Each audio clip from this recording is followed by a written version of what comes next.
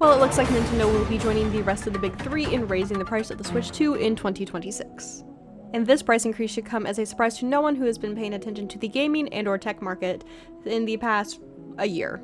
We've already seen the price increase hitting Xbox, with its increases ranging from $20 to $70, and no one can forget the massive price increase by Sony for the PlayStation products. The PlayStation models increased by $100, adding up to $600 for the digital-only version and $650 for the physical version. And the PS5 Pro also jumped $150 to an insane $900, and even the Portal got a bump of $50 up to $250.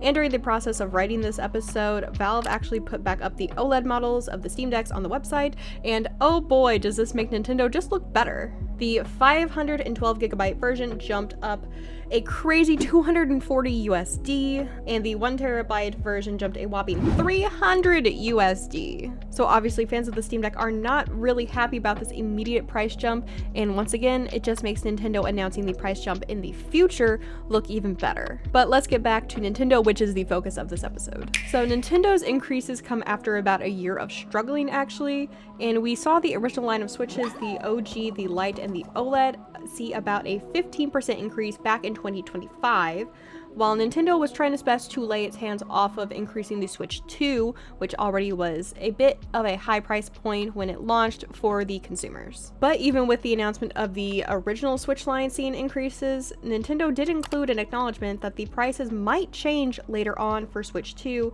if the global market didn't correct. And it didn't. So, on May 8th, Nintendo officially announced that the Switch 2 will be seeing a price increase, and for Japan, they've already seen this increase. Their price increase hit on May 25th, and the Japanese market saw a 10,000 yen, or roughly 63 USD, increase to the price of the console. The US, Canadian, and European markets will all see a $50 increase starting September 1st.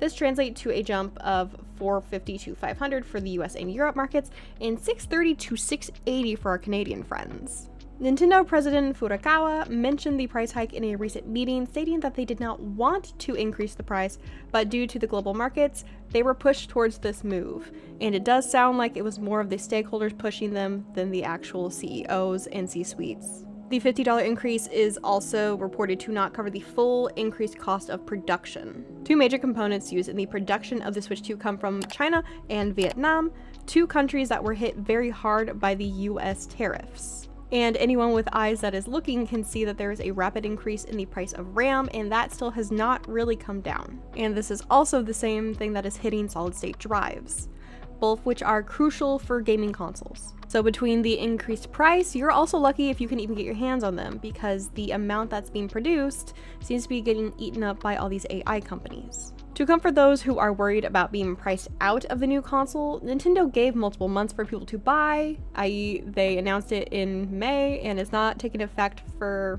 most of us, sorry Japan, until September. And to ease the blow a bit more, they are making a bundle to where you can buy the Switch console and a digital key of a game of your choice for $500, the new base console price. The digital titles that are available for this bundle include Mario Kart World, you know, the game that already has a bundle and has had one since launch, Donkey Kong Bonanza, which I think is a solid game, I've played it and I like it a lot, and one that I haven't played but want to, Pokemon Pokopia, which honestly, that's a deal if you're wanting to get that game and you haven't already upgraded. And there is sadly a catch because they can't do this forever. This is through participating retailers and will be a bundle that is available only through the summer. Furukawa also said that they are working on high quality Switch 2 exclusive titles that he hopes will make you feel a bit better about buying the console. So do you think that having great upcoming titles will be enough for people who have not bought the Switch to jump in? Another topic to discuss when talking about Nintendo pricing is the games.